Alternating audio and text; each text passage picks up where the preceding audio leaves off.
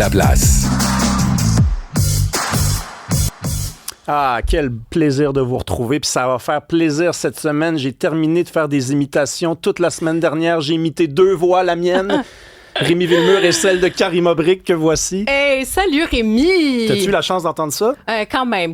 Là, je pense qu'il faut que tu pratiques un peu plus là, pour tes imitations. Hey, très contente de te retrouver. Ben oui, Et franchement. de retrouver les auditeurs, les auditrices. Bonjour. Vraiment, je suis très, très heureuse de te retrouver parce que, faut le dire, là, les 2 derniers étés, on se retrouvait, on jasait, on discutait.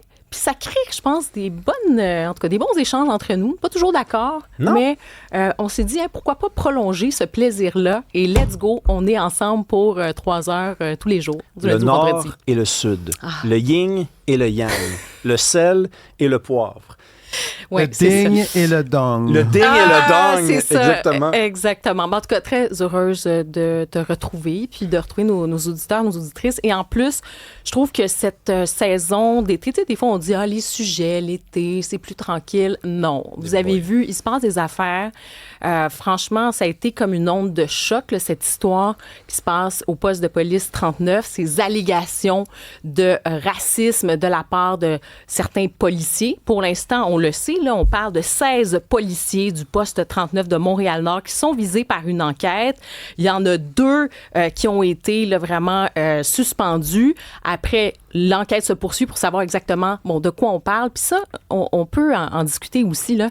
Je ne sais pas comment tu as trouvé cette sortie-là, mais moi, je trouve qu'il nous manque énormément quand même d'éléments. On parle-tu de 2 véritablement policiers donc, qui sont sortis, là, on l'a vu, qui ont été suspendus, mais les 14 autres, qu'est-ce qu'on leur reproche exactement? On dit qu'on veut faire avancer l'enquête, qu'on veut vérifier des choses. Et ensuite, ça relance tout ce débat sur est-ce que c'est du racisme isolé, d'individus isolés, des pommes pourries au sein de la police du SPVM. Est-ce qu'il y a quelque chose de systémique? Parce que là, on est reparti pour une bonne... Bien sûr. C'est reparti, là, ce débat-là. Ça y est, il y a du racisme systémique dans la police partout. Je rappelle qu'il y a plus de 4500 policiers au SPVM. On parle de 2 pour des allégations, notamment là, d'avoir arraché des dreads, là. Donc des mèches de cheveux tels des trophées de chasse. Donc oui, des gestes, allégations évidemment de gestes racistes. Et ensuite, d'avoir visé spécifiquement tout cet aspect de ce qu'on appelle le profilage racial, de cibler particulièrement des personnes dites racisées, personnes noires, personnes arabes. Donc, des allégations très, très sérieuses, mais concrètement, est-ce qu'on parle de pommes pourries ou on parle de quelque chose dit de systémique? La première étape dans une conversation, c'est de définir les mots.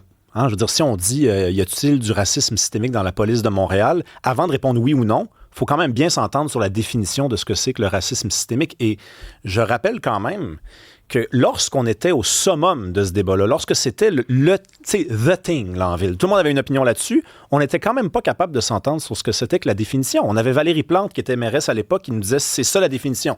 On avait Fadi Daguerre qui nous disait « c'est ça la définition ». Puis là, on disait, OK, mais toi, tu l'as patenté pour être en mesure de dire oui. Fait qu'en fait, tu veux dire oui à quelque chose, donc tu l'arranges pour que ça puisse, disons, te permettre de dire oui.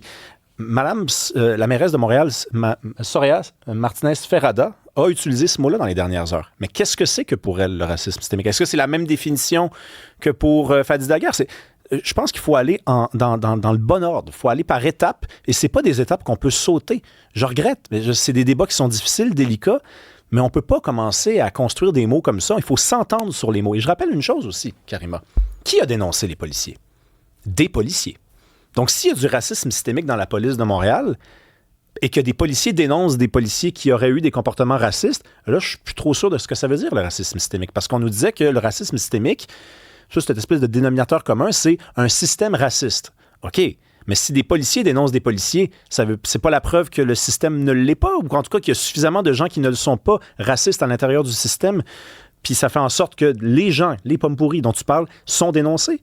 Ça, je sais que ça va être impopulaire de l'avancer comme hypothèse. Mais peut-être pas non plus. Parce que moi, je pense que c'est très important et ça va être important aussi pour les prochains jours, les prochaines semaines, les prochains mois. On sait qu'il y a une manifestation qui est prévue aujourd'hui, justement, à Montréal-Nord. pour dénoncer, pour dire, OK, là, ça suffit. Puis je pense que c'est vrai que c'est important de rétablir ce fameux lien de confiance envers la population, mais les mots ont une importance aussi dans le débat public. Et là, ça relance la question du racisme systémique, mais pour moi, ça montre au contraire qu'il y a du racisme. Oui, dans la population. Et encore là, on parle de faits allégués. Il faudra voir exactement parce que on a lancé donc ces allégations-là dans l'espace public, mais on ne sait pas exactement tous les détails. Et ça, c'est très important, je pense, pour la population, pour les citoyens concernés aussi, d'avoir la lumière exacte sur ce qui a été, sur ce qui est reproché, dénoncé. Donc, 2 choses. Le racisme individuel ou systémique, là, il y a une vraie nuance à ça, c'est est-ce que le système produit aussi du racisme? Tu as mentionné, d'ailleurs, moi je pense que les institutions, le SPVM, le directeur du SPVM est sorti tout de suite pour dire ça ne passe pas. Et en plus, ça a été des policiers, comme tu l'as mentionné, de l'intérieur qui ont dénoncé. Donc, le système refuse, en fait, ces comportements. C'est pas... Le système ne produit pas ça. Le système, en ce moment, dénonce. Et c'est unanime. La classe politique dénonce ces actions alléguées. La population, je pense que tout le monde condamne ça. Même les policiers à l'interne disent c'est inacceptable. Et je pense que d'accuser et que ce soit du racisme systémique, ça serait de dire finalement que les 4500 policiers, en fait, on serait dans une culture qui produirait du racisme. Et je pense de mal nommer les choses, comme dit l'adage, c'est de rajouter au malheur. Donc là, en ce moment, on dit 2 des 16 policiers ont été suspendus. Les autres qui sont maintenant confinés, on dit, à des tâches administratives ou affectés à d'autres postes jusqu'à temps. Aucune accusation. Non, c'est ça. Non, mais c'est parce que c'est important de le préciser, parce que quand les gens disent « ça ne passe pas », moi, j'ai une question à leur demander. Qu'est-ce qui ne passe pas si ça n'a pas été prouvé? Si quelque chose ne passe pas, c'est correct, c'est que ça a été prouvé, mais le DPCP pourrait déposer des accusations contre les 2 policiers qui ont été suspendus. Parce que arracher des cheveux à quelqu'un, ça ne doit pas être légal, ça, là. J'ai pas relu la loi, là, mais d'après moi, arracher des cheveux à quelqu'un, c'est pas légal. Donc, s'ils n'ont pas toujours été accusés, ça veut dire que preuve n'a pas été faite que ça a été fait. Ça, qu'on a arraché des cheveux. Ça veut dire que c'est des allégations, ça veut dire qu'on a entendu dire que, ça veut dire qu'on a peut-être trouvé effectivement ce qu'on a appelé des scalps dans des cases de policiers, mais est-ce que ça a été prouvé qu'on a arraché des cheveux? Pas encore. Donc moi, j'invite les gens à la prudence. Quand la mairesse dit ça ne passe pas ou c'est inacceptable, qu'est-ce qui ne passe pas et qu'est-ce qui est inacceptable? Les allégations? Ben OK, ouais, moi aussi, si tout ça est exact, effectivement, ça passe pas. Mais est-ce que vous avez des preuves que le DPCP n'a pas, puisqu'ils n'ont pas déposé d'accusation? Si vous en avez, mais ça semble être compliqué, particulièrement pour 2 policiers en particulier. Ouais. Donc, probablement qu'ils ont des informations, des éléments assez tangibles, parce que oui, il pourrait y avoir des accusations. Comme je dis, pour les 14 autres, là, on verra. C'est l'enquête qui va déterminer si oui ou non il y a un lien. Mais je pense effectivement, ça va être important de savoir de quoi on parle, de combien, quel est le profil des policiers aussi. Parce qu'on dit que ce sont des policiers qui sont jeunes. 3-4 ans d'expérience. Donc, est-ce que, quand on parle de cette culture policière, est-ce qu'il y a quelque chose dans des comportements de ces jeunes-là, de l'immaturité, du racisme ou allégué, là? Donc, ça va être important de voir aussi, dans les mécanismes du SPVM, la formation. Quand vous intervenez dans un contexte interculturel, multiculturel, est-ce que la formation a été adaptée? Est-ce qu'on parle donc de comportement? Est-ce qu'il y a un effet de groupe? Donc, tout ça, puis je pense qu'on s'entend là-dessus, là. Les faits qui sont allégués sont dégueulasses. C'est condamnable, puis ça, il y a personne, là, en tout cas, comme on dit, si les faits sont allégués, s'avère que, puis on a des preuves de tout ça, puis je veux dire, ça va être condamnable, évidemment.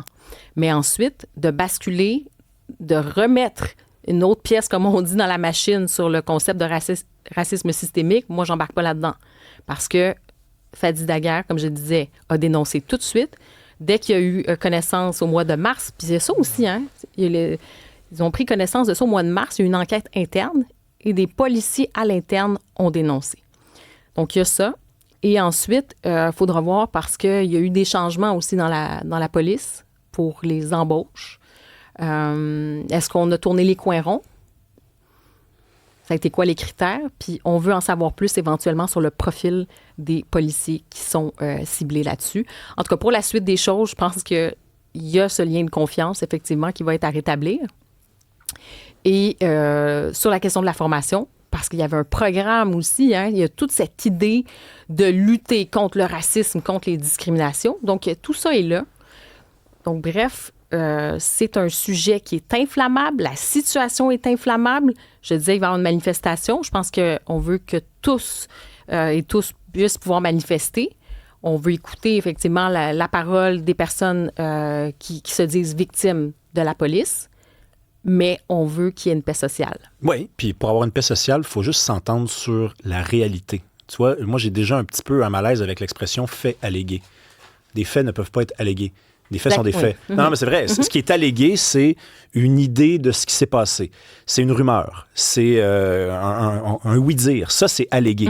Quand c'est prouvé, ah ben là, ça devient un fait. Donc, et ça va être ça le vrai défi. Mais c'est pour ça que j'ai trouvé quand même la sortie, c'était particulier. Parce qu'on sort, on dit « Ah, ça a l'effet d'une bombe et tout ça ».